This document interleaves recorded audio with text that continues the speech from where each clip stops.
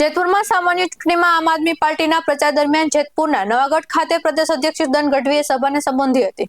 સભામાં ઈસુદાન ગઢવીએ ભાજપ પર આક્ષેપો કર્યા હતા અને ઈસુદાન ગઢવીએ કહ્યું હતું કે જેતપુરમાં આમ આદમી પાર્ટીના ઉમેદવારોને રૂપિયાની ઓફરો આપે છે, લોકોને અને ઉમેદવારોને ધમકાવતા હોવાના પણ આક્ષેપો થયા હતા। ભાજપના આકાઓ સાનમાં સમજી જાય તો તેમને પણ સીસાના ઘર છે।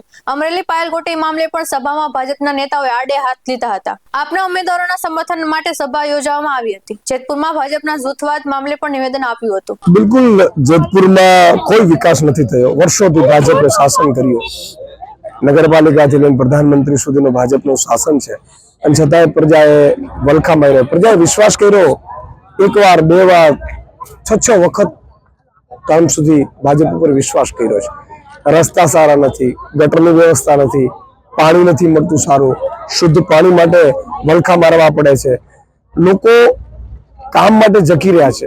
શું કામ લોકો લોકપ્રતિનિધિ ચૂંટતા હોય કે લોકો પોતાનું કામ કરી શકે અને લોકપ્રતિનિધિત્વ છે બધા જેમ નોકરી જેમ નોકર કરે એવી રીતે કામ કરી શકે એટલા માટે લોકપ્રતિનિધિ ચૂંટતા હોય છે। પણ ભાજપવાળા જે રીતે આખા તંત્રને કામે લગાડ્યું છે, મેં સાંભળ્યું છે કરોડો રૂપિયા ભાજપવાળા પાસે આવ્યા લાગે છે, અમારા ઉમેદવારોને ઓફરો કરે છે, રેકોર્ડિંગ છે રૂપિયાની। તમારે એવું કેવું છે કે ભાઈ ઉમેદવારોને રૂપિયા આપો એના કરતા જનતાના કામો કરો, જનતાના વિકાસના કામો કરો। અને તમારી પાસે રૂપિયા હોય, તમને આવડત ન હોય તો ઈશુદાનભાઈ મફતમાં સેવા આપવા તૈયાર છે।